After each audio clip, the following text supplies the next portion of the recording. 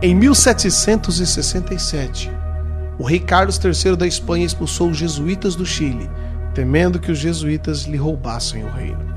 E dentre os jesuítas expulsos estava um padre de origem judaica, o padre Manuel Lacunza, o qual foi para a Itália em 1768 e publicou na Espanha, em 1811, o livro A Vinda do Messias em Glória e Majestade.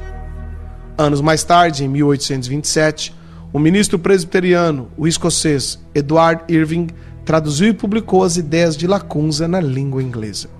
Após essa publicação, em 1830, Irving foi expulso do presbitério em Londres, tendo sido acusado de heresia e criando assim uma nova igreja, a Igreja Católica Apostólica Carismática.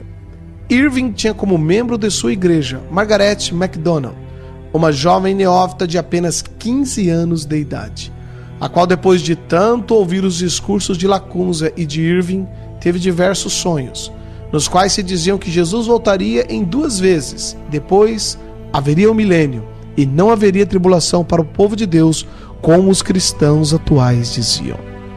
Irving havia se especializado em escatologia, a doutrina dos acontecimentos do fim do mundo, e se julgava conhecedor dos assuntos apocalípticos. Irving então juntou tudo isso e divulgou esses ensinos no jornal O Relógio Matutino. Nessa mesma época apareceu William Miller, fundador das doutrinas adventistas, o qual previu que o retorno de Jesus se daria entre 1843 a 1844. Quando percebeu que Cristo não veio, Miller tratou rapidamente de mudar as suas ideias e as suas datas, e inúmeros seguidores o abandonaram. Porém, um grupo permaneceu e fundaram assim a Igreja Adventista do Sétimo Dia. Tempos depois, em 1859, um maçom, John Nelson Darby, estudante de direito, pregador anglo-irlandês, organizou as ideias do padre jesuíta Lacunza, de Irving, de Margaret MacDonald. Darby ensinou que a igreja seria arrebatada antes da grande tribulação, que para ele duraria 7 anos. E Darby também reinterpretou a Bíblia, criando as doutrinas dispensacionalistas. Os ensinos de Darby foram amplamente disseminados ao redor do mundo quando um pseudo-advogado maçom norte-americano chamado Cyril Scofield publicou a Bíblia de Estudo Scofield. Segundo relatos da época, Scofield foi um advogado maçom, acusado de corrupção e que se entregou à bebida e, como consequência, separou-se de sua esposa e de seus filhos, abandonando-os. Tempos depois, se tornou membro da Igreja Congregacional e trabalhou com Moody. Scofield divulgou amplamente o sistema teológico desde Lacunza até Darby, o qual afirmava que o retorno de Jesus Cristo ocorreria antes da grande tribulação e, portanto, os cristãos não deveriam preocupar-se tanto assim. Após ter sido ordenado, Scofield casou-se novamente e passou a fazer conferências bíblicas e distribuindo na América cursos bíblicos por correspondência.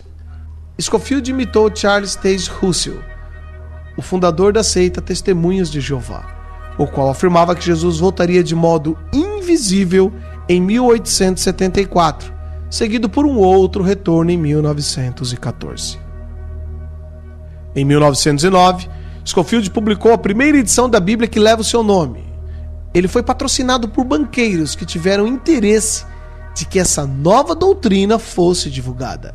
Entre eles estava Henry Drummond, um rico banqueiro inglês e envolvido com ocultismo e práticas de hipnose. Foram distribuídas nos Estados Unidos gratuitamente milhares de cópias dessa nova Bíblia de estudo, a Bíblia de Estudo Scofield. A partir desta nova crença, mudou-se a mentalidade dos cristãos americanos e, em seguida, de todo o mundo. A maior parte dos cristãos passaram a crer que não mais passarão pela grande tribulação, e se não forem arrebatados na primeira vinda de Cristo, poderão ser na segunda vinda. Juntando-se a isso, surgiu o escritor de ficção Tim LaHaye, que popularizou através de livros e diversos filmes as ideias da Bíblia de Estudo Scofield. E Tim LaHaye lançou também a sua própria Bíblia, a Bíblia de Estudos Tim LaHaye. Os filmes de Tim LaHaye são ficção, como ele mesmo diz, e mostram as ideias de Lacunza, de Irving, de Miller, de Darby, de Scofield, os quais afirmam que a vinda de Jesus, isto é, o arrebatamento, não será visível, mas será um rapto, uma espécie de sequestro, e que os cristãos que não forem arrebatados poderão ir na segunda vinda ou nos 1000 anos que seguirão.